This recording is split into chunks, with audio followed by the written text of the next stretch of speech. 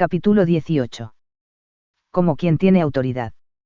A narración que hace Mateo de la inestimable predicación que nosotros conocemos como el Sermón del Monte, concluye con una potente afirmación propia que se refiere al efecto que las palabras del Maestro surtieron en la gente, porque les enseñaba como quien tiene autoridad, y no como los escribas. L. Una de las más notables características del ministerio de Cristo fue su completa abstención de pretender autoridad humana alguna para sus palabras o hechos. La comisión que afirmaba tener era la del Padre, que lo había enviado. Sus discursos, ora dirigidos a multitudes, ora pronunciados en soledad relativa a unos pocos, se hallaban libres de las citas forzadas que eran el deleite de los maestros del día. Su declaración autoritativa, yo os digo, reemplazó la invocación de autoridades, y sobrepujó todo conglomerado posible de mandamientos o inferencias establecidos como precedente. En este respecto sus palabras se distinguían esencialmente de los eruditos discursos de los escribas, fariseos y rabinos. En todo su ministerio se manifestaron un poder y autoridad inherentes que fueron superiores a la materia y fuerzas de la naturaleza, a los hombres, a los demonios, a la vida y la muerte. Conviene ahora a nuestro propósito considerar un número de ocasiones en que se manifestó el poder del Señor en diversas obras grandes. He sanado el siervo del centurión. Del monte de las bienaventuranzas Jesús regresó a Capernaum, pero si volvió luego o tomó otro camino más largo, señalándolo con nuevas obras de poder y misericordia, poco importa. En aquella época se hallaba acuartelada una guarnición romana allí en la ciudad, y el militar que la dirigía era un centurión o capitán de 100 hombres. Formaba parte de la casa de este oficial un siervo muy estimado que estaba enfermo y a punto de morir. El centurión tenía fe en que Cristo podía sanar a su siervo, y solicitó la intercesión de los ancianos de los judíos para que le pidiesen al maestro el beneficio que deseaba. Los ancianos solícitamente suplicaron a Jesús y recalcaron la dignidad de aquel hombre que, aun cuando gentil, amaba a la gente de Israel, y con toda generosidad les había construido una sinagoga en ese lugar.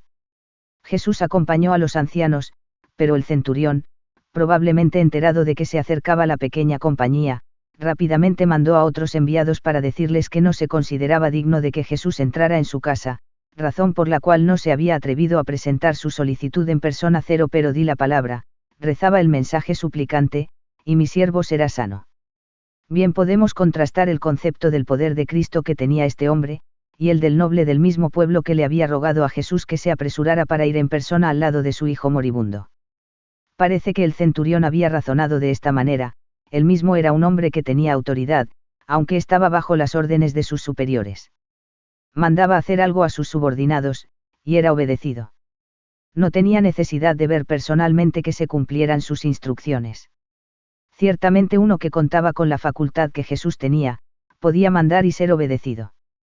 Por otra parte, tal vez este hombre había llegado a saber de la maravillosa restauración del hijo moribundo del noble, cosa que el Señor efectuó pronunciando la palabra eficaz mientras se hallaba a alguna distancia del lecho del paciente. No puede dudarse que la confianza y esperanza, creencia y fe del centurión eran genuinas, porque Jesús expresamente encomió sus virtudes. El enfermo sanó. Nos es dicho que Jesús se maravilló de esta manifestación de fe por parte del centurión, y volviéndose a los que lo seguían se expresó de esta manera: os digo que ni aun en Israel he hallado tanta fe. Tal vez estas palabras causaron admiración a algunos de los que escuchaban. Los judíos no estaban acostumbrados a 138. Oír que se alabara en tal forma la fe de un gentil porque, según el tradicionalismo de la época, estos, aun cuando prosélitos sinceros del judaísmo, eran considerados esencialmente inferiores a un al menos digno de los del pueblo escogido. El comentario de nuestro Señor claramente indicó que se daría la preferencia a los gentiles en el reino de Dios, si su mérito excedía el de los judíos. Buscando en la narración de ese Mateo hallamos esta enseñanza adicional, precedida de la frase acostumbrada: yo os digo, que vendrán muchos del oriente y del occidente, y se sentarán con Abraham e Isaac y Jacob en el reino de los cielos, mas los hijos del reino serán echados a las tinieblas de afuera, allí será el lloro y el crujir de dientes. 1. Veremos más adelante cómo se recalca y se amplifica en las enseñanzas del Señor esta lección de que la supremacía de Israel solo se puede lograr por medio de una rectitud sobresaliente. El joven de Naín es levantado de los muertos. Al día siguiente del milagro que acabamos de considerar, Jesús se dirigía al pequeño pueblo de Naín y, como siempre, lo acompañaba una multitud numerosa. Tocó a este día presenciar lo que según el criterio humano fue una maravilla superior a cualquiera de las que hasta entonces él había efectuado. A muchos había sanado ya, algunas veces diciendo la palabra al afligido mientras se hallaba en su presencia, en otras cuando el recipiente de su poder benéfico se encontraba lejos de él. Con su mandato eran vencidas las enfermedades corporales y expulsados los demonios, pero aunque habían sido rescatados de la tumba los enfermos que se hallaban moribundos, no hallamos ninguna ocasión anterior en que nuestro Señor haya mandado a la temible muerte que devolviese a uno que había reclamado como suyo. Al acercarse Jesús y sus discípulos al pueblo, encontraron un numeroso séquito funerario, el hijo único de una viuda era llevado a la tumba, y según la costumbre de la época, el cuerpo iba en un féretro abierto. Nuestro Señor miró con compasión a la madre afligida que ahora quedaba privada de su esposo así como de su hijo, y sintiendo dentro de sí uno el dolor de su aflicción, le dijo con voz cariñosa, no llores. Tocó el féretro en que yacía el joven muerto, y los que lo llevaban se detuvieron. Entonces dirigiéndose al cuerpo inerte, dijo, joven, a ti te digo, levántate. Y el muerto oyó la voz de aquel que es Señor de todo, e inmediatamente se incorporó y empezó a hablar. Graciosamente Jesús entonces entregó el joven a su madre.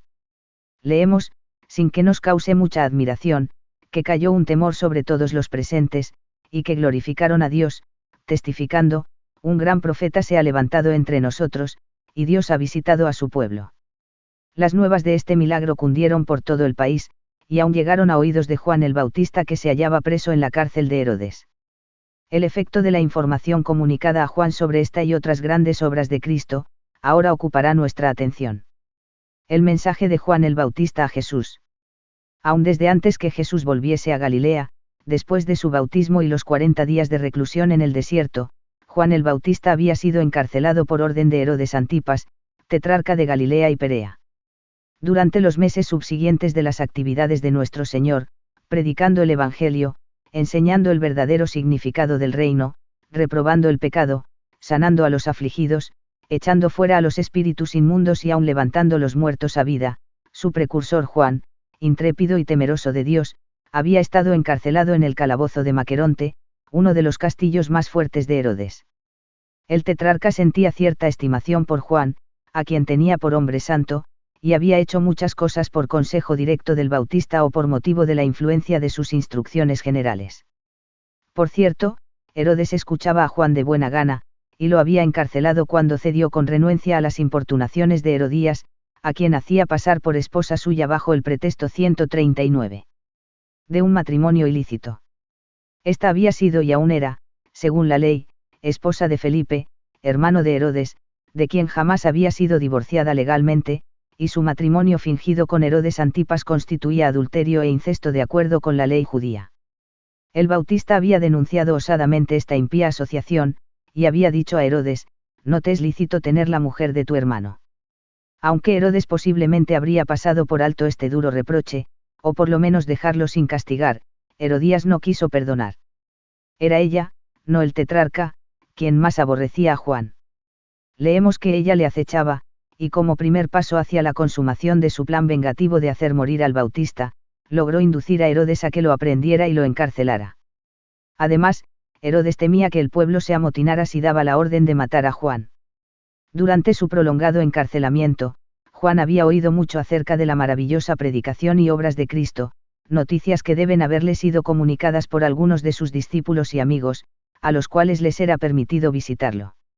Se le informó con particularidad de la milagrosa resurrección del joven de Naimpe y al oírlo comisionó en el acto a 2 de sus discípulos para que llevaran un mensaje interrogativo a Jesús. Estos vinieron a Cristo y le informaron del objeto de su visita en esta forma: Juan el Bautista nos ha enviado a ti, para preguntarte, ¿eres tú el que había de venir, o esperaremos a otro? Los mensajeros hallaron a Jesús ocupado en servicios benéficos, y en lugar de responderles inmediatamente con palabras, continuó sus obras, sanando en esa misma hora muchos ciegos y enfermos y poseídos de espíritus malos. Entonces, volviéndose a los 2 que le habían comunicado la pregunta del Bautista, Jesús dijo, id, haced saber a Juan lo que habéis visto y oído: los ciegos ven, los cojos andan, los leprosos son limpiados, los sordos oyen, los muertos son resucitados, y a los pobres es anunciado el Evangelio, y bienaventurado es aquel que no halle tropiezo en mí. Los maravillosos hechos de beneficencia y misericordia sirvieron de respuesta a las palabras de los discípulos interrogantes de Juan. Al comunicársele esta contestación, el profeta encarcelado difícilmente podría dejar pasar inadvertidas las predicciones de Isaías al respecto de que precisamente por esas señas de milagros y bendiciones sería conocido el Mesías. Y la observación debe haber sido convincente y acusante a la vez, al acordarse que él mismo había citado las palabras de Isaías cuando proclamó con fervorosa y vehemente elocuencia el cumplimiento de aquellas antiguas profecías en su propia misión y en la del más poderoso, de quien él había dado testimonio personal. La última parte de la respuesta de nuestro Señor a Juan fue el punto culminante de lo que acababa de decir, así como una adicional y a la vez tierna reprensión del entendimiento defectuoso que el Bautista tenía de la misión del Mesías. Bienaventurado es aquel que no halle tropiezo en mí, dijo el Señor. El mal entendimiento es el preludio del tropiezo. Juzgada por las normas del concepto que en esa época se tenía de lo que el Mesías debería ser, la obra de Cristo debe haber parecido un fracaso a muchos, y aquellos que esperaban alguna manifestación repentina de su poder para conquistar a los opresores de Israel y restituir la casa de David con esplendor mundano, se pusieron impacientes y entonces se volvieron dudosos. Más adelante les fue causa de tropiezo y se vieron en peligro de rebelarse abiertamente contra su Señor. Cristo ha sido causa de tropiezo a muchos, porque estos, no concordes con sus palabras y obras, han tropezado de sí mismos. La situación de Juan es algo que debieran considerar con justicia todos aquellos que asumen la prerrogativa de pasar juicio sobre el propósito por el cual mandó preguntar a Cristo, ¿eres tú el que había de venir? Juan claramente entendía que su propia obra era de preparación, así lo habéis testificado, y públicamente había dado testimonio de que Jesús era aquel para el cual debía preparar.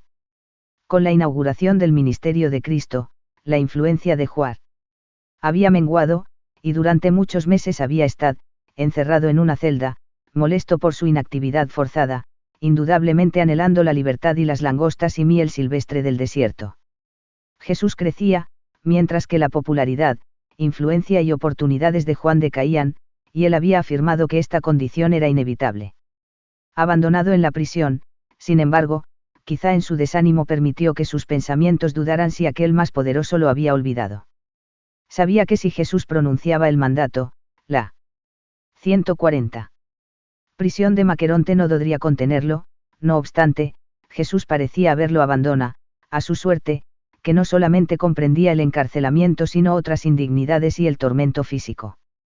Pudo haber sido en parte el objeto de Juan llamar la atención de Cristo a su situación lastimosa, y en este respecto su mensaje fue más bien un recordatorio que una pregunta directa basada en la duda.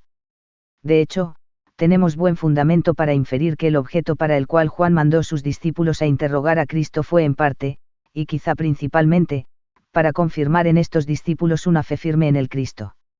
La comisión que se les dio les permitió tener comunicación con el Señor, cuya supremacía no pudieron menos que reconocer. Fueron testigos personales de su potencia y autoridad. El comentario de nuestro Señor sobre el mensaje de Juan indicó que el Bautista no tenía un entendimiento completo de lo que constituía el reino espiritual. Cuando los enviados se hubieron retirado, Jesús se dirigió a aquellos que habían escuchado la entrevista. No era su intención permitir que tuvieran en poco la importancia del servicio del Bautista. Les hizo recordar los días de la popularidad de Juan, cuando algunos de los que estaban allí presentes, junto con otras multitudes, habían salido al desierto para escuchar la enérgica amonestación del profeta, y habían descubierto que no era una caña movida del viento, sino un roble firme e inflexible. No habían salido para ver a un hombre cubierto de ropas delicadas, porque los de vestidos finos debían buscarse en los palacios de los reyes, no en el desierto ni en el calabozo donde Juan se hallaba entonces. Habían descubierto en Juan un profeta, y de hecho, más que profeta, pues como lo afirmó el Señor, os digo que entre los nacidos de mujeres, no hay mayor profeta que Juan el Bautista, pero el más pequeño en el reino de Dios es mayor que él. Hay necesidad de un testimonio más fuerte de la integridad del Bautista. Otros profetas habían anunciado la venida del Mesías, pero Juan lo había visto, lo había bautizado y había sido para Jesús lo que un paje es para su Señor. No obstante, desde el día de la predicación de Juan hasta la época en que Cristo entonces estaba hablando, el reino de los cielos había sido rechazado con violencia, y esto a pesar de que todos los profetas, incluso la ley fundamental, habían anunciado su venida, y aunque se había profetizado ampliamente acerca de Juan así como de Cristo. Refiriéndose a Juan, el Señor continuó, y si queréis recibirlo, él es aquel Isaías que había de venir. El que tiene oídos para oír, oiga. 2. Es importante saber que la designación de Isaías, que en este caso Jesús aplicó al Bautista, se trata de un título más bien que de un nombre personal, y que ninguna referencia tiene a Isaías, el antiguo profeta que era conocido como el Tisbita. A muchos de los que oyeron al Señor elogiar al Bautista se regocijaron, porque habían aceptado a Juan, pero se habían vuelto de él a Jesús como del menor al mayor, como del sacerdote al gran sumo sacerdote, como del heraldo al rey. Pero también había allí fariseos y doctores de la ley que pertenecían a esa clase que Juan había denunciado con tanta vehemencia, tildándolos de ser generación de víboras, los cuales habían rechazado el consejo de Dios negándose a prestar atención al llamado de arrepentimiento del Bautista. Aquí el maestro recurrió a la analogía para dar mayor claridad a su significado. Comparó la generación incrédula y descontenta a los muchachos inconstantes que en sus juegos no pueden llegar a un acuerdo entre sí. Algunos querían representar la suntuosidad de unas bodas fingidas, y aunque tocaron flauta los demás no quisieron bailar, entonces cambiaron su juego al de una procesión fúnebre e hicieron el papel de lamentadores, pero los otros no quisieron endechar como lo exigían las reglas del juego. Siempre escrupulosos, siempre escépticos, criticones y difamadores por naturaleza, duros de oído y de corazón, no hacían más que refunfuñar. Había venido entre ellos Juan el Bautista, semejante a los profetas eremíticos de la antigüedad, estricto como un nazareo, negándose a comer con los que festejaban o beber con los que estaban en convite, por lo que habían dicho, demonio tiene. Ahora venía el Hijo del Hombre, sin austeridad o costumbres de ermitaño, comiendo y bebiendo como cualquier hombre normal, huésped en las casas de la gente, participando en las amenidades de una fiesta de bodas, asociándose con los publicanos así como con los fariseos, y nuevamente habían criticado, diciendo, he aquí un hombre comilón, y bebedor de vino, amigo de publicanos y de pecadores. El maestro explicó que aquella incongruencia y liviandad impía hacia asuntos tan sagrados, esa oposición tan resuelta a la verdad, ciertamente se manifestaría en su 141. Verdadero aspecto y se pondría de relieve la inutilidad de su preciado conocimiento. Pero la sabiduría, les dijo, es justificada por sus hijos. De este reproche a los incrédulos, Jesús pasó al asunto de los lugares que lo habían menospreciado, y reprendió las ciudades en las que había efectuado tan grandes obras, cuyos habitantes no se habían arrepentido. Ay de ti, Corazín. Ay de ti, Betsaida. Porque si en Tiro y en Sidón se hubieran hecho los milagros que han sido hechos en vosotras, tiempo a que se hubieran arrepentido en cilicio y en ceniza.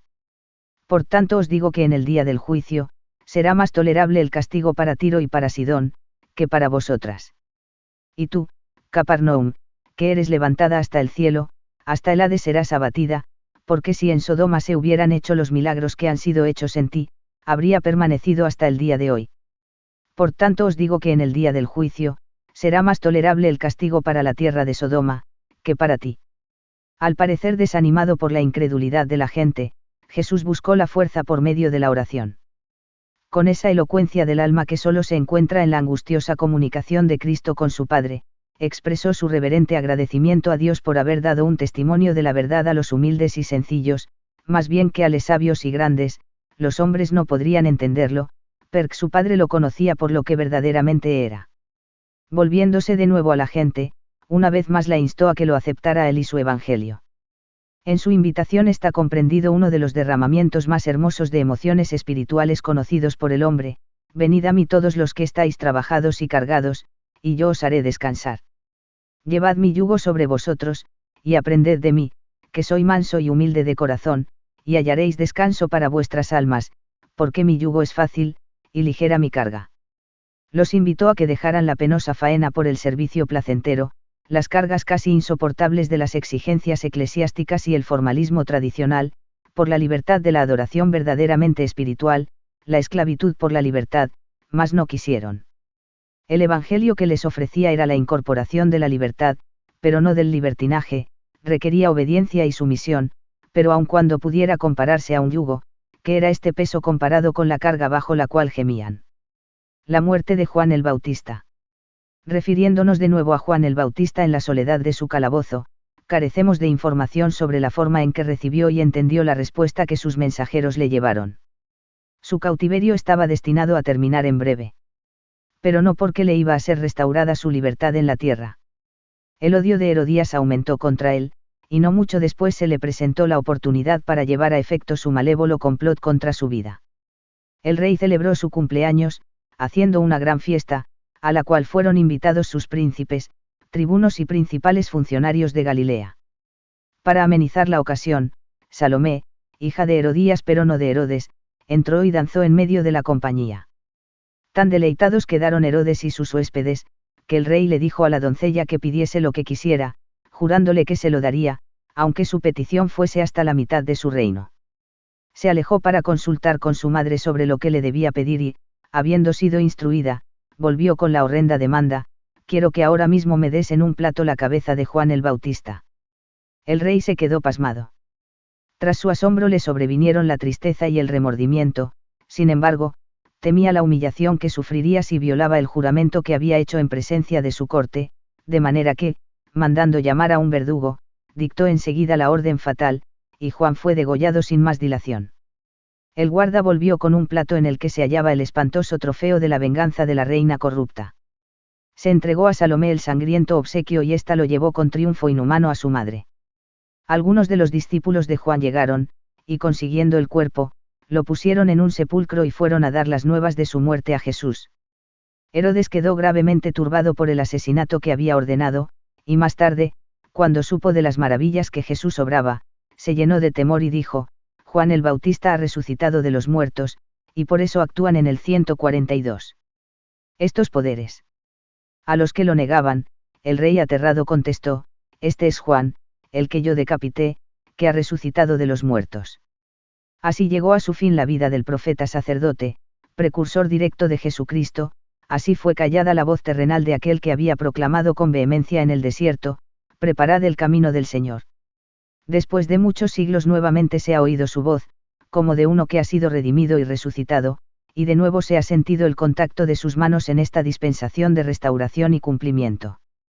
En mayo de 1829 les apareció un personaje resucitado a José Smith y Oliverio Coguderi, el cual les declaró que era Juan, conocido en la antigüedad como el Bautista, y poniendo sus manos sobre los dos jóvenes les confirió el sacerdocio de Aarón, en el cual está comprendida la autoridad para predicar y administrar el Evangelio de arrepentimiento y el bautismo por inmersión para la remisión de pecados. En el hogar de Simón el fariseo. Y uno de los fariseos rogó a Jesús que comiese con él. Y habiendo entrado en casa del fariseo, se sentó a la mesa. A juzgar por el lugar que este suceso ocupa en la narración de ese Lucas, parece que pudo haber ocurrido el mismo día de la visita de los mensajeros de Juan. Jesús aceptó la invitación del fariseo, así como había aceptado las invitaciones de otros, incluso aun las de los publicanos y aquellos que los rabinos tachaban de pecadores. Según parece, su recibimiento en la casa de Simón se vio algo desprovisto de calor, hospitalidad y atención respetuosa. La narración indica que el anfitrión actuó con cierta condescendencia. Era la costumbre de la época tratar a un huésped distinguido con atenciones especiales, recibirlo con un beso de bienvenida, proveerle agua para lavarse el polvo de los pies, y aceite para la unción del cabello de la cabeza y de la barba. Simón había hecho caso omiso de todas estas cortesías. Jesús tomó su lugar, probablemente sobre uno de los divanes o lechos en que solían medio sentarse y medio recostarse para comer. En esta posición, los pies de la persona quedaban fuera de la mesa. Aparte de estos hechos relacionados con las costumbres de la época, también deberá tenerse presente que no había ese derecho de propiedad privada que hoy conocemos para proteger las casas contra la intrusión. En aquellos días no era cosa fuera de lo común en Palestina que un visitante, y hasta un desconocido, usualmente hombres, sin embargo, entrasen en una casa a la hora de la comida, observaran lo que estaba sucediendo y aún se pusieran a conversar con los huéspedes, y todo esto sin que hubieran sido llamados o invitados. Entre aquellos que llegaron a la casa de Simón mientras estaban comiendo, iba una mujer, y la presencia de una mujer, aunque no precisamente una impropiedad social, sí era un poco fuera de lo común y algo difícil de impedir en tales ocasiones. Pero esta persona era de la clase caída, una mujer que había sido impúdica, y que ahora tenía que soportar, como parte del castigo de sus pecados, el desprecio exterior y el ostracismo virtual de aquellos que se preciaban de ser moralmente superiores. Se acercó a Jesús, a espaldas de él, y se inclinó para besarle los pies, como señal de humildad por parte de ella y homenaje respetuoso para él. Pudo haber sido una de las que habían escuchado sus palabras de gracia, posiblemente dichas ese mismo día: venid a mí todos los que estáis trabajados y cargados, y yo os haré descansar. Cualquiera que haya sido su motivo, ciertamente llegó en un estado de arrepentimiento y profunda contrición. Al inclinarse sobre los pies de Jesús, los bañó con sus lágrimas. Aparentemente sin reparar en el lugar donde se encontraba o en los ojos que vigilaban sus movimientos con desaprobación, se deshizo las trenzas y secó los pies del Señor con su cabello. Entonces, abriendo un frasco de alabastro con perfume, se los ungió, como haría un esclavo a su amo. Sin reproches o interrupción, Jesús graciosamente permitió que la mujer continuara su humilde servicio, inspirado por la contrición y amor reverente. Simón había estado observando todo aquello, de alguna manera se había enterado de la clase de mujer que era, y aunque no en alta voz, pensó dentro de sí: si fuera profeta, conocería quién y. 143. ¿Qué clase de mujer es la que le toca, que es pecadora? Jesús entendió los pensamientos del hombre, y le habló de esta manera: Simón, una cosa tengo que decirte. A lo cual el fariseo respondió: di, maestro. Jesús continuó: un acreedor tenía 2 deudores, el uno le debía 500 denarios, y el otro 50, y no teniendo ellos con qué pagar, perdonó a ambos. Di, pues, ¿cuál de ellos le amará más? No había sino una respuesta que lógicamente correspondiera, y fue la que dio Simón, aunque al parecer con alguna vacilación o reserva. Posiblemente temía verse comprometido. Pienso, dijo, que aquel a quien perdonó más. Jesús lo confirmó. Rectamente has juzgado, y entonces añadió: ¿ves esta mujer? Entré en tu casa y no me diste agua para mis pies, mas ésta ha regado mis pies con lágrimas, y los ha enjugado con sus cabellos. No me diste beso, mas ésta, desde que entré, no ha cesado de besar mis pies. No ungiste mi cabeza con aceite, mas ésta ha ungido con perfume mis pies. El fariseo no pudo menos que notar aquella observación tan directa que se le hizo por haber prescindido de los ceremoniales más comunes de respeto hacia un invitado especial. La lección de la historia había hallado su aplicación en él, así como la parábola de Natán había hecho que el rey David se condenara a sí mismo con su respuesta 1, por lo cual, siguió diciendo Jesús: te digo que sus muchos pecados le son perdonados, porque amó mucho, mas aquel a quien se le perdona poco, poco ama. Entonces se volvió a la mujer y le habló las palabras de bendito alivio: tus pecados te son perdonados. Simón y los otros que estaban a la mesa murmuraron dentro de sí: ¿quién es este, que también perdona pecados? Entendiendo su protesta silenciosa, Cristo se dirigió de nuevo a la mujer: tu fe te ha salvado, ve en paz.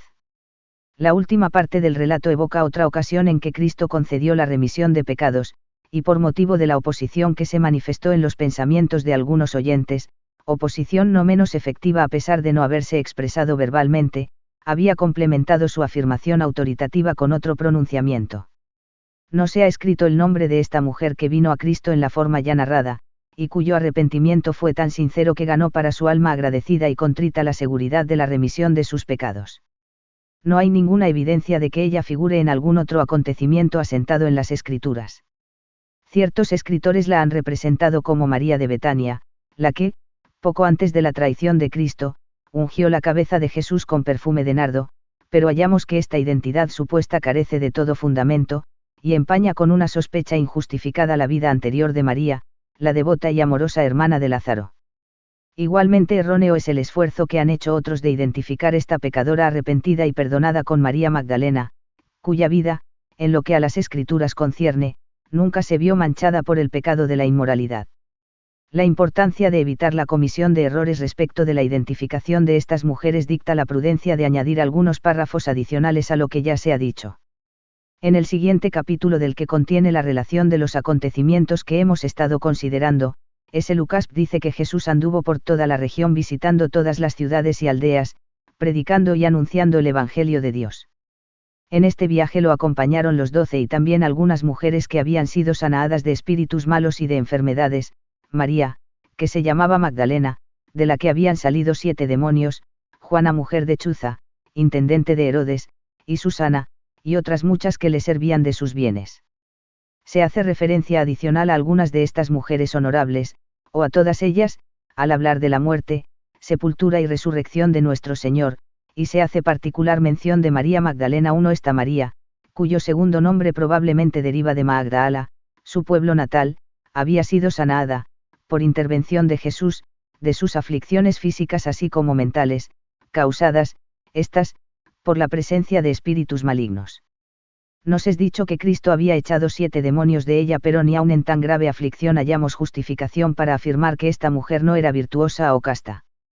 María Magdalena llegó a ser una de las amigas más íntimas que Cristo tuvo entre las mujeres, y su devoción hacia él, en calidad de su sanador y aquel a quien adoraba como el Cristo, fue invariable. Ella se acercó a la cruz mientras las otras mujeres se pararon lejos en los momentos de su agonía mortal, fue una de las primeras en llegar al sepulcro en la mañana de la resurrección, y el primer. 144. Mortal en ver y reconocer a un ser resucitado, su Señor, a quien amaba con todo el fervor de la adoración espiritual. Decir que esta mujer, escogida de entre las demás para ser merecedora de tan distintivos honores, fue en un tiempo una perdida, su alma cicatrizada por el fuego de una lascivia impía, es contribuir a la perpetuación de un error para el cual no hay excusa. Sin embargo, la falsa tradición que surgió de una suposición antigua e injustificada, de que esta noble mujer, tan distinguida amiga del Señor, es la misma que, con fama de pecadora, lavó y ungió los pies del Salvador en la casa de Simón el fariseo y recibió la gracia del perdón por medio de su contrición, se ha aferrado tan tenazmente al pensamiento popular con el transcurso de los siglos, que el nombre, Magdalena, se ha convertido en designación genérica de la mujer que pierde su virtud y más tarde se arrepiente. No estamos considerando si se podría extender la misericordia de Cristo a la clase de pecadora que falsamente se le imputa a María Magdalena de haber sido. El hombre es incapaz de medir los límites o sondar las profundidades del perdón divino, y si es que María de Magdala y la pecadora arrepentida que hizo este servicio a Jesús mientras se hallaba a la mesa del fariseo fueron la misma, la pregunta se contestaría afirmativamente, porque aquella mujer que había sido pecadora fue perdonada.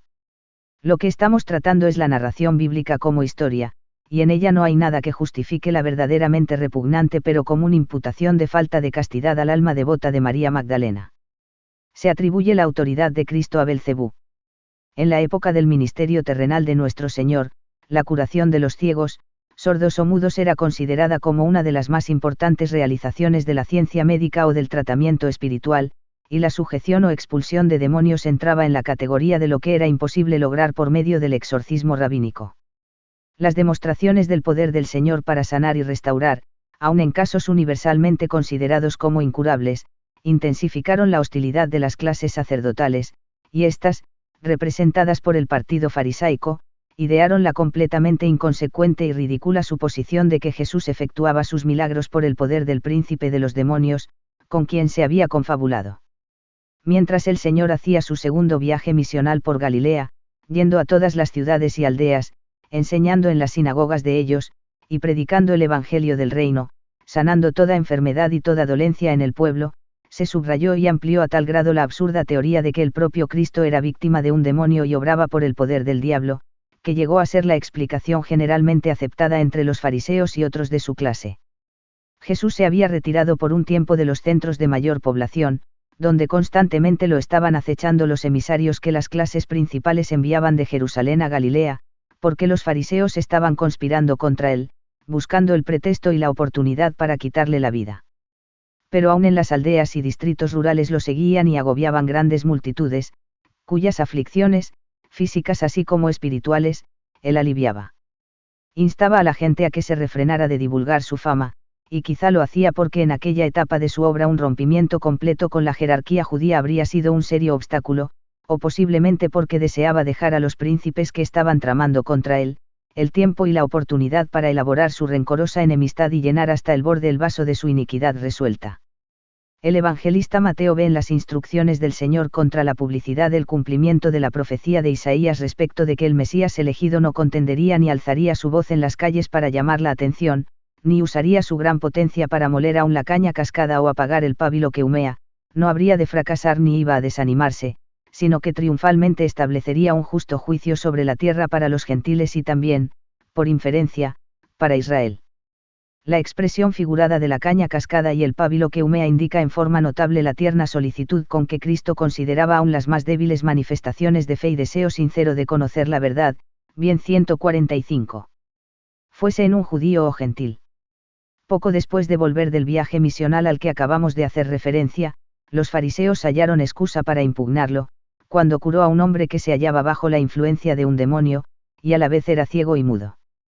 Esta combinación de penosos males que le abrumaban el cuerpo, la mente y el espíritu fue increpada, y el endemoniado ciego y mudo fue aliviado de su triple aflicción. La gente, más asombrada aún por esta victoria sobre los poderes del maligno, decía: ¿será este aquel hijo de David? O en otras palabras, ¿puede este ser otro sino el Cristo que tanto tiempo hemos estado esperando? El criterio popular expresado en tal forma llenó de ira a los fariseos, y contestaron al pueblo, que casi estaba listo para adorarlo: este no echa fuera los demonios sino por Belcebú, príncipe de los demonios.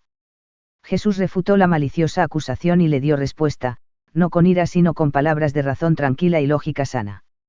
Estableció el fundamento para su defensa declarando la verdad, en sí misma evidente, de que un reino dividido contra sí mismo no puede permanecer, antes ciertamente será deshecho. Si la suposición de ellos hubiera estado fundada en la verdad más pequeña, Satanás estaría combatiendo a Satanás por conducto de Jesús. Entonces, refiriéndose a las prácticas y exorcismos supersticiosos de la época, por cuyos medios se efectuaba lo que hoy conocemos como curaciones mentales, les preguntó: ¿y si yo echo fuera los demonios por Belcebú, por quién los echan vuestros hijos? Por tanto, ellos serán vuestros jueces. Y para hacer más palpable la demostración por medio del contraste, continuó: pero si yo por el Espíritu de Dios echo fuera los demonios, ciertamente ha llegado a vosotros el reino de Dios. Cualquiera que fuese la proposición que aceptaran, y ciertamente una de las dos era cierta, pues el hecho de que Jesús echaba fuera demonios era conocido por todo el país y admitido en la propia acusación que ahora le hacían, los fariseos acusadores habían sido derrotados y condenados. Sin embargo, la ilustración no paró allí, pues siguió diciendo Jesús: porque ¿cómo puede alguno entrar en la casa del hombre fuerte, y saquear sus bienes, si primero no le ata? Y entonces podrá saquear su casa. Cristo había acometido la fortaleza de Satanás, y había echado fuera a sus espíritus malvados de los cuerpos humanos que sin ningún derecho habían ocupado. ¿Cómo podría haber logrado Cristo hacer esto si primeramente no hubiera atado al hombre fuerte, el amo de los demonios, el propio Satanás? Y sin embargo, aquellos eruditos ignorantes osaban decir, aun confrontados por esta refutación, en sí evidente, de sus propias suposiciones, que por medio de la agencia satánica eran vencidos estos poderes de Satanás. No podía haber acuerdo, tregua o armisticio entre las fuerzas contendientes de Cristo y Satanás. Indicando a sus acusadores que ellos podían juzgarse a sí mismos, a fin de que individualmente decidieran a cuál partido pertenecían, Jesús añadió: el que no es conmigo contra mí es, y el que conmigo no recoge, desparrama. Habiendo completado la demostración y manifestado la ridiculez de la suposición de sus contrarios, Cristo les llamó la atención al grave pecado de condenar el poder y autoridad mediante los cuales era vencido Satanás. Les había demostrado, fundado en la misma proposición de ellos, que él, habiendo sujetado a Satanás, era la incorporación del Espíritu de Dios, y que por medio de él les era llevado el reino de Dios. Rechazaban al Espíritu de Dios y procuraban destruir al Cristo por medio del cual se manifestaba ese Espíritu. Podía haber blasfemia mayor. Hablando como quien tiene autoridad, y con la solemne afirmación: yo os digo, continuó diciendo, todo pecado y blasfemia será perdonado a los hombres, mas la blasfemia contra el Espíritu no les será perdonada. A cualquiera que dijere alguna palabra contra el Hijo del Hombre, le será perdonado, pero al que hable contra el Espíritu Santo, no le será perdonado, ni en este siglo ni el venidero. ¿Cuál de los hombres podrá expresar una amonestación más solemne y terrible contra el peligro de cometer el espantoso pecado imperdonable? Jesús misericordiosamente aseguró que lo que se dijera contra él como hombre, podría ser perdonado, pero hablar contra la autoridad que poseía y, particularmente atribuir ese poder y autoridad a Satanás, casi constituía una blasfemia contra el Espíritu Santo, y para ese pecado no podía haber perdón. Entonces, con palabras más vehementes que se convirtieron en cortante reproche, les dijo que fuesen consecuentes, pues si admitían que el resultado de sus obras era bueno, porque no reconocían que el poder por medio del cual se obtenían 146. Aquellos resultados, en otras palabras el propio árbol, era bueno. O haced el árbol bueno, y su fruto bueno, o haced el árbol malo, y su fruto malo, porque por el fruto se conoce el árbol. Con ardientes palabras de segura convicción continuó: generación de víboras. ¿Cómo podéis hablar lo bueno, siendo malos? Porque de la abundancia del corazón habla la boca. A juzgar por las verdades que él había aclarado en tal forma, era palpable que las palabras con que lo acusaban habían salido de corazones llenos de mal tesoro. Además, quedó manifestado que sus palabras no solo eran perversas, sino imprudentes, ociosas y vanas, de modo que llevaban doble carga de pecado. Siguió otra afirmación autoritativa: mas yo os digo que de toda palabra ociosa que hablan los hombres, de ella darán cuenta en el día del juicio. Buscadores de señales. La lección del maestro, aunque reforzada por sus ilustraciones y analogías, por aplicación directa y declaraciones autoritativas, cayó sobre oídos virtualmente sordos a la verdad espiritual, y no hallaron lugar en corazones que ya estaban henchidos de grandes tesoros de maldad. A la profunda sabiduría e instrucciones salvadoras de la palabra de Dios que habían escuchado, contestaron con una solicitud impertinente: Maestro, deseamos ver de ti señal. No habían visto ya abundancia de señales. No habían sido sanados en sus casas, en sus calles y en sus sinagogas los ciegos y los sordos, los mudos y los dolientes, los lisiados, los hidrópicos y los que se hallaban afligidos por todo género de enfermedades. No habían sido echados fuera los demonios y sus viles imprecaciones calladas por medio de su palabra, y no habían sido levantados los muertos, y todo esto por aquel a quien ahora importunaban exigiéndole una señal. Querían que se efectuara alguna maravilla extraordinaria para satisfacer su curiosidad, o tal vez proporcionarles otro pretexto para proceder contra él. Buscaban señales para satisfacer sus concupiscencias. Uno con razón dicen las Escrituras que Jesús gimió en su espíritu cuando le hicieron esta demanda cero a los escribas y fariseos que habían sido tan desatentos a sus palabras. Él contestó: la generación mala y adúltera demanda señal, pero señal no le será dada, sino la señal del profeta Jonás. La señal de Jonás fue que durante 3 días permaneció en el vientre del pez, después de lo cual le fue restaurada su libertad. Así también el Hijo del Hombre yacería en el interior de la tumba, después de lo cual se volvería a levantar. Era la única señal que les daría, e iba a ser para su condenación. Los hombres de Nínive se levantarían contra ellos y los de su generación para juzgarlos, pues aquellos, no obstante su iniquidad, se habían arrepentido tras la predicación de Jonás, y he aquí, se hallaba entre ellos uno mayor que Jonás. 6 La reina del sur o de Sabá se levantaría en juicio contra ellos, porque ella había viajado lejos para oír la sabiduría de Salomón, y he aquí, estaba delante de ellos uno mayor que Salomón. Entonces, reanudando el tema de los espíritus inmundos y malignos, respecto de los cuales habían propagado la acusación de que él era uno de los secuaces del diablo, les dijo que cuando un demonio es echado fuera, después de vagar por un tiempo intenta volver a la casa o cuerpo del cual había sido expelido, y hallando la casa en orden, barrida y limpia, ya que su inmunda persona había sido desahuciada, llama a otros espíritus más inicuos que él y se posesionan del hombre. Y su postrer estado viene a ser peor que el primero. 8 Por medio de este extraño ejemplo se representa la condición de aquellos que, habiendo recibido la verdad, son libertados en esa forma de las inmundas influencias del error y del pecado, de manera que su mente, espíritu y cuerpo se encuentran como una casa barrida, adornada y bien dispuesta, pero más tarde renuncian a lo bueno, abren sus almas a los demonios de la mentira y el engaño, y llegan a ser peores que antes. Así también acontecerá, les declaró el Señor, a esta mala generación. Aunque las enseñanzas de nuestro Señor no lograron convencer, y quizá ni aun realmente impresionar, a la mayor parte de los escribas y fariseos, no faltaron oyentes que supieron estimarlas. Una mujer de la compañía alzó la voz para invocar una bendición sobre la madre que había 147. Dado a luz a tal hijo y sobre los pechos que lo habían nutrido. La respuesta de Jesús, aun cuando no rechazó este tributo reverente que se aplicaba así a la madre como al hijo, fue la siguiente: antes bienaventurados los que oyen la palabra de Dios, y la guardan. La madre y los hermanos de Cristo lo buscan. Mientras Jesús discutía con los escribas y fariseos, y varias otras personas, le fue comunicada la noticia, posiblemente al terminar o a punto de terminar las enseñanzas que acabamos de considerar, de que su madre y sus hermanos se hallaban presentes y deseaban hablar con él. Por causa del gentío no habían podido llegar a su lado.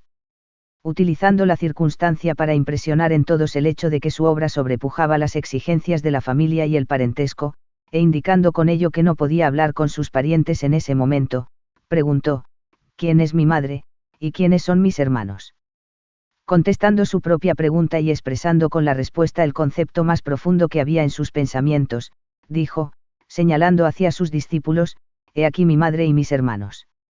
Porque todo aquel que hace la voluntad de mi Padre que está en los cielos, ese es mi hermano, y hermana, y madre.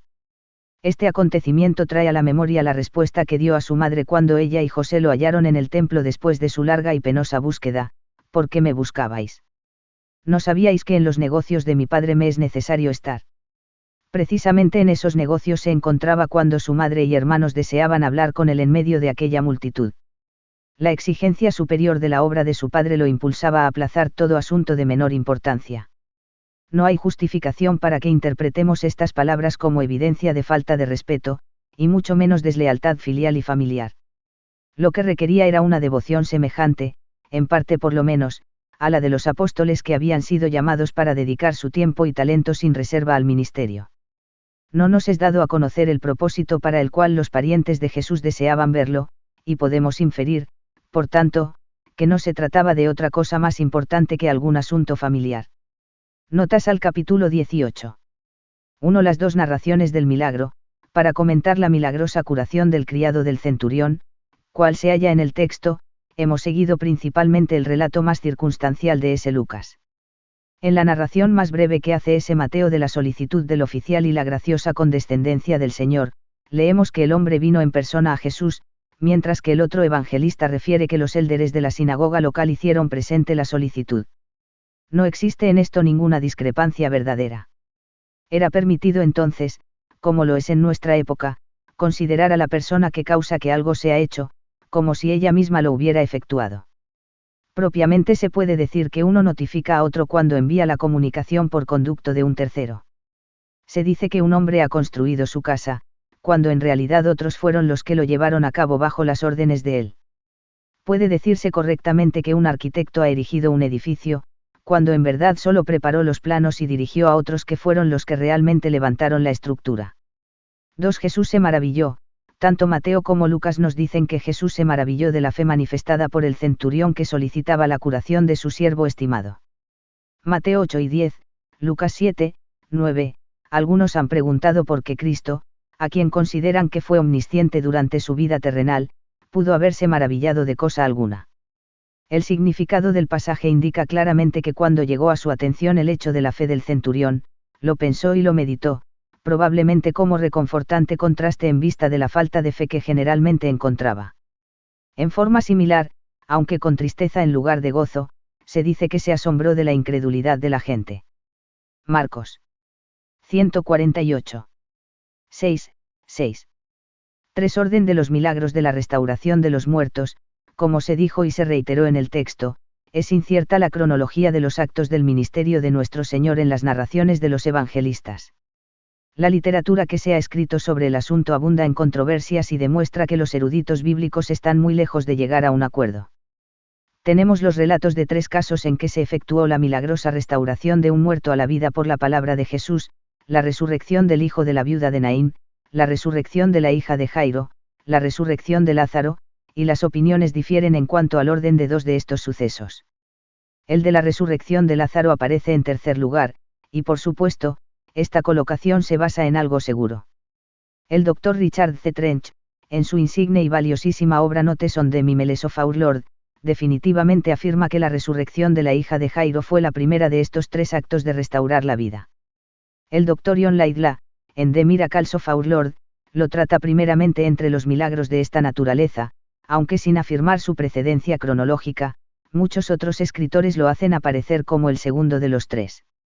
El afán de querer disponer los 3 milagros de este género en el orden indicado quizá pueda hallarse en el deseo de presentarlos en orden ascendente de su importancia aparente, la resurrección de la doncella como ejemplo de hacer volver a la vida a una que acababa de morir, no del todo muerta como algunos erróneamente describen su condición, la resurrección del joven de Naín, como ejemplo de la restauración de uno que llevaban ya al sepulcro, y la resurrección de Lázaro como ejemplo de volver a vida a uno que tenía ya 4 días de estar en la tumba.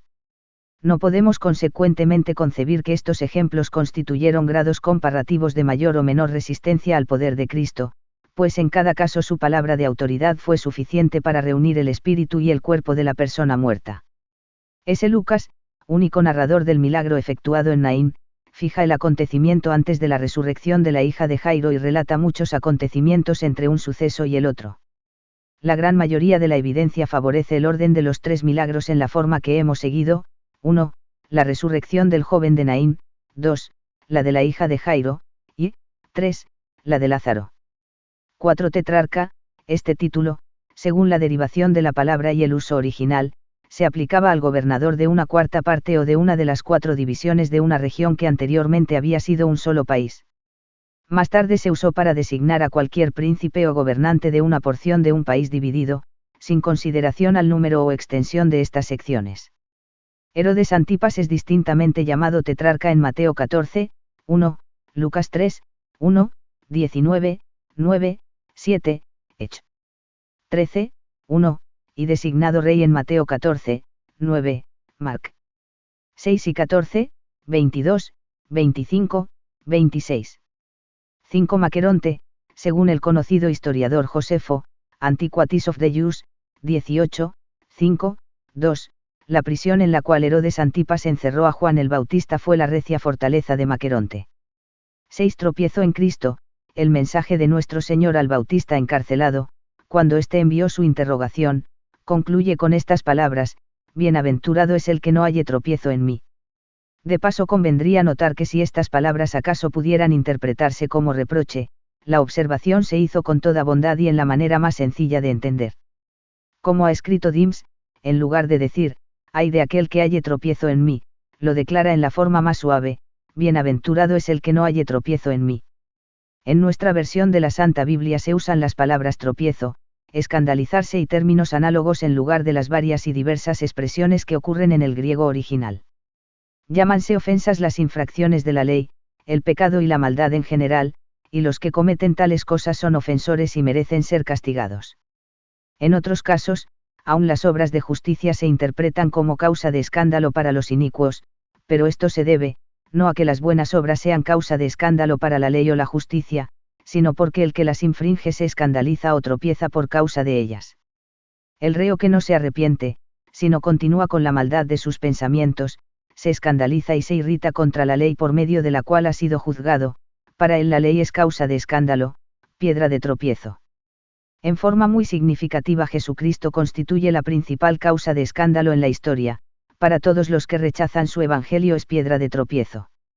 En la noche de su traición, Jesús dijo a los apóstoles que todos se escandalizarían de él.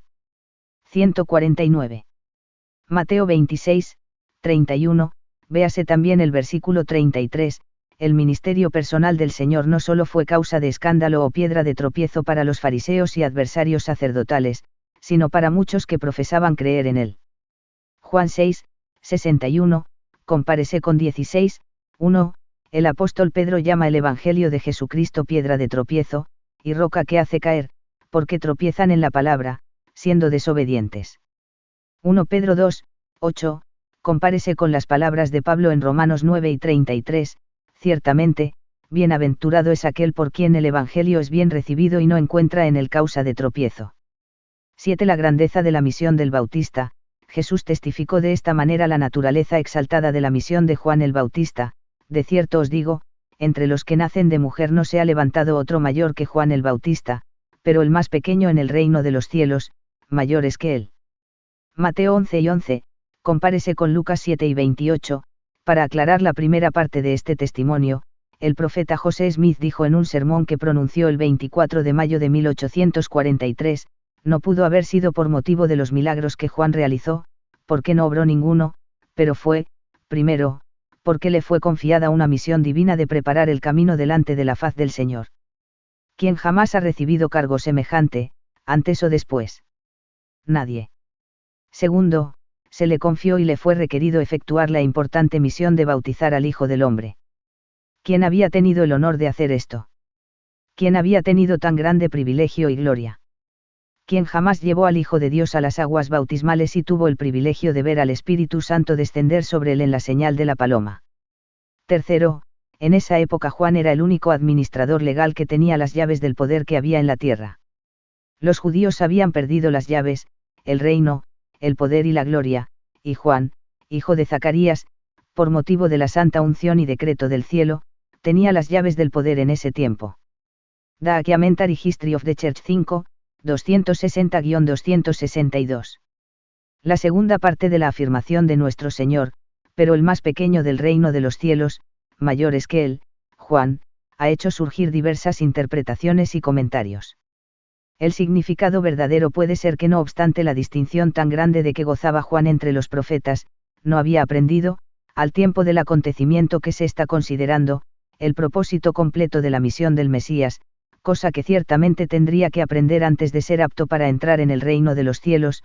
Por tanto, el menor de aquellos que, por medio del conocimiento logrado y la obediencia dada, se preparaba para un lugar en el reino acerca del cual Jesús enseñaba. Era mayor que Juan el Bautista en esa época. Por medio de las revelaciones de los postreros días nos es dicho que es imposible que el hombre se salve en la ignorancia, Doki con 131, 6, y que la gloria de Dios es la inteligencia o, en otras palabras, luz y verdad. Doki con 93, 36, la pregunta del Bautista demostró que en ese tiempo carecía de conocimiento, su entendimiento era imperfecto y no podía comprender la verdad entera de la muerte señalada del Salvador y su resurrección subsiguiente como Redentor del mundo. Pero no debemos perder de vista el hecho de que Jesús en ninguna manera indicó que Juan permanecería inferior al menor en el reino de los cielos. Al grado que aumentara su conocimiento de las verdades esenciales del Evangelio y las obedeciera, ciertamente progresaría y llegaría a ser grande en el reino de los cielos, así como fue grande entre los profetas de la tierra. 8. Juan el Bautista era el Isaías que había de venir. En los tiempos de Cristo la gente preservaba la creencia tradicional de que el antiguo profeta Isaías iba a volver en persona. Concerniente a esta tradición el comentario de Dunn me lo dice, refiriéndose a Mateo 11 y 14, se suponía que su actividad particular Isaías, consistiría en resolver preguntas ceremoniales y rituales, dudas y dificultades, y que le restauraría a Israel. 1. La vasija de oro con el maná. 2. El vaso que contenía el aceite de la unción. 3. El vaso que contenía las aguas de la purificación. 4. La vara de Aarón que retoñó y dio fruto. Ningún apoyo había en las escrituras para esta creencia. El ángel Gabriel declaró, en el anuncio comunicado a Zacarías, que Juan iría delante del Mesías con el espíritu y el poder de Isaías, Lucas 1 y 17, y nuestro Señor aclaró el hecho de que Juan era el Isaías predicho. Isaías es a la vez un nombre y el título de un oficio.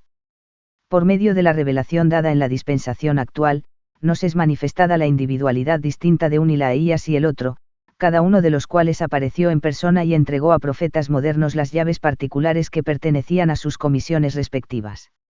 Doki con 110, 12, 13, aprendemos que el oficio de Isaías es el de restaurar. Doki 150. Con 27, 6, 7, 76, 100, 77, 9, 14, con fecha del 10 de marzo de 1844 quedó inscrito en los anales de la Iglesia el siguiente testimonio del profeta José Smith. El espíritu de Isaías consiste en preparar el camino para una revelación mayor de Dios. Es el sacerdocio de Isaías o el sacerdocio que fue conferido a Aarón. Y cuando Dios envía a un hombre al mundo con las llaves y el poder de Isaías, a fin de preparar el camino para una obra mayor, se ha llamado la doctrina de Isaías, aun desde las primeras edades del mundo.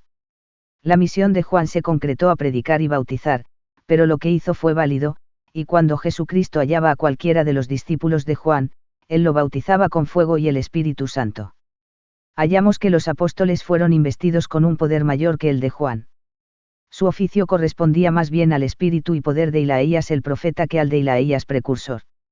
Cuando Felipe fue a Samaria, estando bajo el espíritu de Isaías precursor, bautizó a hombres y mujeres. Cuando Pedro y Juan lo oyeron, descendieron y les impusieron las manos, y los recién convertidos recibieron el Espíritu Santo. Esto demuestra la distinción entre los dos poderes. La ocasión en que Pablo halló a ciertos discípulos, les preguntó si habían recibido el Espíritu Santo. Le dijeron que no. ¿Quién, pues, os bautizó? Somos bautizados con el bautismo de Juan. No, no fuisteis bautizados con el bautismo de Juan, o él mismo os habría bautizado. De manera que Pablo los bautizó, porque él conocía la doctrina verdadera y sabía que Juan no los había bautizado. Me extraña que los hombres que han leído el Nuevo Testamento se hallen tan lejos de estos principios. Lo que deseo inculcar en vuestras mentes es la diferencia en el poder que hay en las diversas partes del sacerdocio, para que al venir alguno entre vosotros, diciendo, yo tengo el espíritu de Ilaías, podáis saber si es verdadero o falso, porque el hombre que viene con el espíritu y el poder de Ilaías no traspasa esos límites. Juan no excedió sus poderes, sino que fielmente desempeñó la porción que correspondía a su oficio, y cada una de las partes del gran edificio debe disponerse correctamente y colocarse en su propio lugar, y se precisa saber quién tiene las llaves del poder y quién no las tiene, o probablemente seremos engañados. La persona que ha recibido las llaves de este Ilaías, tiene a su cargo una obra preparatoria. Este es el Ilaías precursor de quien se habla en relación con los últimos días, y allí está la piedra contra la cual muchos se estrellan, pues creen que se cumplió el tiempo en la época de Juan y Cristo, y no volverá más. Pero a mí me fue revelado el espíritu de Ilaías, y sé que es verdadero, por consiguiente, hablo sin temor porque ciertamente sé que mi doctrina es verdadera. Documentary History of the Church 6, 249-254. 9. A la mesa del fariseo. La expresión se sentó a la mesa, que se encuentra en Lucas 7 y 37 y otros lugares, es una traducción incorrecta, según las mejores fuentes, y más propiamente debía decir se recostó o se reclinó.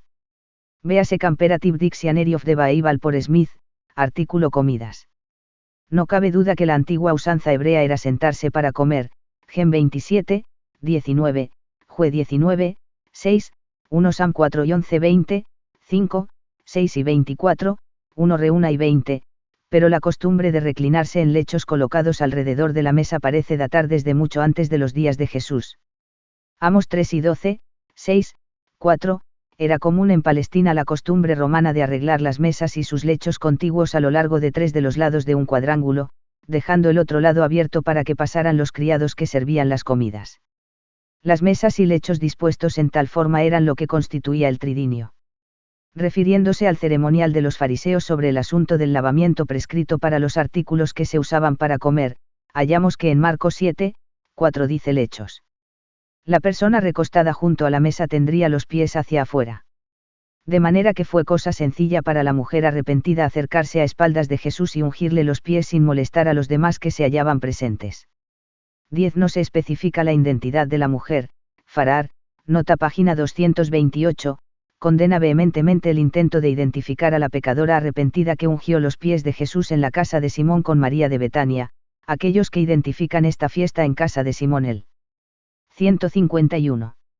Fariseo, en Galilea, con la fiesta efectuada mucho después en la casa de Simón el leproso, en Betania, y la unción de los pies por una mujer de la ciudad, que era pecadora, con la unción de la cabeza por María, hermana de Marta, adoptan principios de crítica tan descabellados y arbitrarios, que de aceptarse generalmente, despojaríamos a los evangelios de toda credibilidad y virtualmente los convertiríamos en indignos de ser estudiados como narraciones verídicas. En lo que respecta a los nombres Simón y Judas, que han sido la causa de tantas identificaciones de distintas personas y diferentes acontecimientos, eran tan comunes entre los judíos en aquella época como los apellidos Smith y Jones entre nosotros mismos. En el Nuevo Testamento se mencionan 5 o 6 Judas y 9 Simóns, y solamente entre los apóstoles había 2 Judas y 2 Simóns. Josefo menciona en sus escritos alrededor de 10 Judas y 20 Simóns, y por tanto, debe haber habido muchos miles que en este periodo tenían uno de estos dos nombres. El hecho, de ungir con ungüento, concuerda en todo respecto con las costumbres del país y de la época, y no existe la menor improbabilidad de que se haya repetido en diferentes circunstancias. Ecles 9, 8, Cant 4 y 10, Amos 6, 6, la costumbre prevalece aún. Hay completa justificación para la vigorosa crítica del ilustre canónigo, no obstante, él también apoya la identificación comúnmente aceptada de que la mujer de quien se hace mención en el relato de la fiesta de Simón el Fariseo, fue María Magdalena, aunque admite que el fundamento de esta supuesta identificación es una tradición antigua que especialmente prevalece en la Iglesia de Occidente y es acatada en la traducción de nuestra versión inglesa, página 233. Como se afirma en nuestro texto, hay falta completa de evidencia fidedigna de que María Magdalena estuviera manchada por el pecado del cual nuestro Señor tan generosamente perdonó a la mujer arrepentida en la casa del fariseo. 11. El pecado imperdonable, la naturaleza del terrible pecado contra el Espíritu Santo, sobre el cual el Señor amonestó a sus acusadores farisaicos que intentaban atribuir su poder divino a Satanás, queda explicada con mayor amplitud, y sus temibles resultados se detallan más explícitamente en la revelación moderna. Refiriéndose a estos transgresores y a su espantoso destino, el Todopoderoso ha dicho: son los hijos de perdición, de quienes digo que mejor hubiera sido para ellos no haber nacido, porque son vasos de enojo, condenados a padecer la ira de Dios con el diablo y sus ángeles en la eternidad, concerniente a los cuales he dicho que no hay perdón en este mundo ni el venidero. Estos irán al suplicio sempiterno, que es suplicio sin fin, suplicio eterno, para reinar con el diablo y sus ángeles por las eternidades, en donde su gusano no muere y el fuego no se apaga, lo cual es su tormento, y ningún hombre sabe ni su fin, ni su lugar, ni su tormento, ni tampoco fue, ni es, ni será revelado al hombre, salvo a quienes participan de ello. Sin embargo, yo, el Señor, lo enseño en visión a muchos, pero luego lo retiro, por consiguiente, no comprenden su fin, su anchura, su altura, su profundidad o su miseria, ni tampoco hombre alguno, sino aquellos que son ordenados para esta condenación. Doki con 76, 32-34, 44-48, véase también Geb 6, 4-6, Alma 39, 6. 12. La generación adúltera busca señales. Los judíos no podían interpretar, sino como reproche supremo, la respuesta de nuestro Señor: la generación mala y adúltera demanda señal, a los que se la exigieron. Mateo 12 y 39, véase también 16, 4, Marco 8 y 38, todos ellos sabían que el término descriptivo, adúltera, que había usado se aplicaba literalmente a la extensa inmoralidad de la época. En su comentario sobre Mateo 12 y 39, Adam Clarke dice de esta parte de nuestro tema: existe la más completa prueba, de sus propios escritos, de los judíos, que en el tiempo de nuestro Señor eran literalmente una raza adúltera, pues fue precisamente en aquellos días que el rabino Hachanan ben Zakchi abrogó la prueba de las aguas amargas de los celos, porque hubo tantos que fueron declarados culpables por este medio. Para la información sobre la prueba del acusado por medio de las aguas amargas, véase en un 5, 11-31. Aunque Jesús tildó de adúltera la generación en que vivía, no hallamos donde se diga que los príncipes judíos, que con su demanda de ver señal habían ocasionado la censura, osaron negar o tratar de impugnar el cargo que se les hizo. El pecado de adulterio era una de las ofensas capitales. Deuteriam 22, 22-25, sin embargo, la severidad de la acusación aplicada por Jesús era intensificada por el hecho de que en las escrituras más antiguas se representaba el convenio entre 152.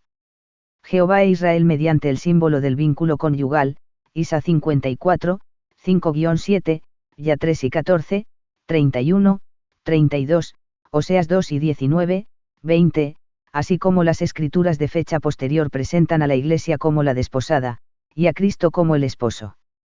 2 y Ouar 11, 2, compárese también con Apo 21, 2, ser espiritualmente adúlteros, como los rabinos interpretaban las pronunciaciones de los profetas, significaba ser falsos al convenio mediante el cual las naciones judías pretendían distinguirse como adoradores de Jehová, así como totalmente desleales y réprobos.